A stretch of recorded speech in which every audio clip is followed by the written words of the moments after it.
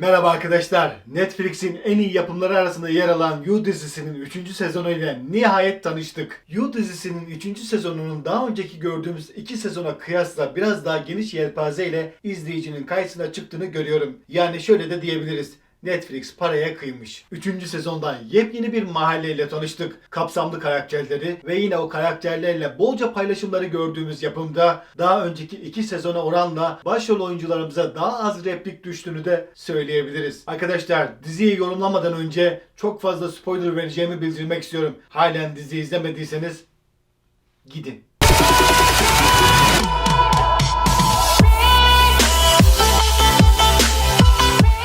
Diziyi canlı kılmak, izleyiciyi sıkmamak için olacak ki karakterlerimizin evlilik sürecinde değil, hikayeyi evliliklerinin yürümediği anlardan başlatıyor yönetmen. Ultrasonla bakılıp kızın olacak dedikleri babamızın, tabii biz bu kısımları göremiyoruz, evliliklerini kurtaracağına inandığı kızının sürpriz bir şekilde erkek olarak dünyaya gelmesi maalesef onları bir arada tutmak için yeterli olmuyor ve Henry adını verdikleri oğulları babasını hiç sevmiyor. Görünüşe göre tek taraflı aşk yaşayan Joe, evliliklerini canlı tutmak için insanları öldürmek dahil her şeyi yapmaya hazır. Yeni sezonun ilk saatlerinde gördüğümüz şey Natalie'yi kimin öldürdüğü. Oysa Joe bu hayattan uzak durmaya çalışır ve yalnızca insanlara iyilik yapmak için öldürmeye inanır. Örneğin Marian'ın eski kocası gibi kötü insanları. Bence bu sezon boyunca son derece belirgin olan şey sadece psikopatik aşkın gerçekte de olduğunu gördük ve Joe'nun kaosun arkasındaki kontrol mekanizmasını. İşlediği cinayetlerde son derece sistemli ve planlı bir adam. Aslında bu sezon önceki 2 sezona kıyasla bu kadar cinayet işlediğini de görmedik.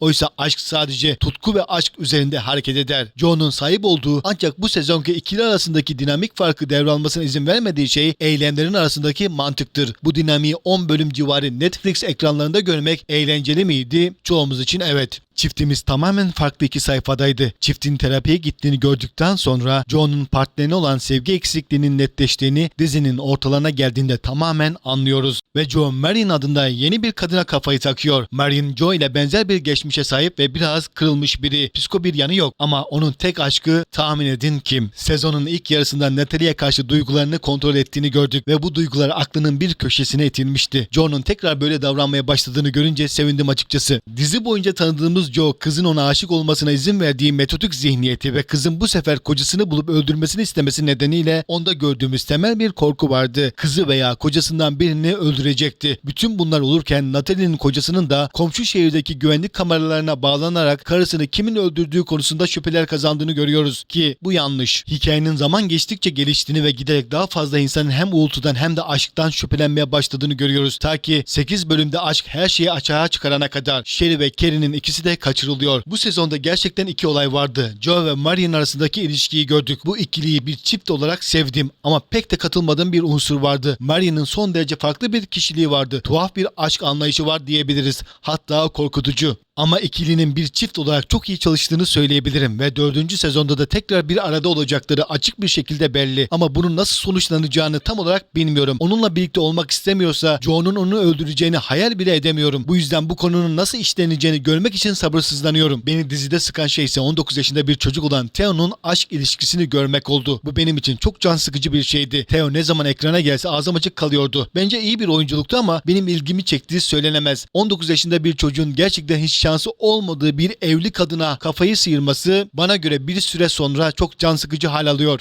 Ama Sherry ve Carrie'nin bir kafeste kilitli olduğunu ve Joe'nun ilişkisini öğrendiği an sezonun doruk noktası ve olağanüstüydü. Finali kesinlikle sevdim. Joe'nun başka kimseyle olmayacağı ve kimsenin onun kadar sevmeyeceği gerçeği onu öldürmeden önce ilk kocasına yaptığı gibi onu felç etmesine neden oldu. Joe daha sonra bir adım önde olacak ve onu zehirleyeceğini tahmin edecek ve ardından açıkladığı gibi en acı verici yollarla onu daha güçlü bir dozda öldürecekti. Neredeyse şiirseldi ve aşkın son sözlerini söylemesini de izlemek aslında oldukça üzücüydü. Sonunda onu sevmediğini biliyorum ama bir noktada sevmişti ve derinlerde hissediyordum ki sadece onu durdurması gerektiğini söylediği gibi bunu yapmak istemezdi. Bence aşk hikayesini bitirmek için mükemmel bir yoldu. Dilimiz döndüğünce You dizisinin 3. sezonunu yorumlamaya çalıştık. Umarım beğenmişsinizdir. Beğendiyseniz lütfen kanalıma abone olmayı, videomuzu beğenmeyi ve yorum yapmayı unutmayın. Bir sonraki videoda görüşmek üzere. Allah'a ısmarladık.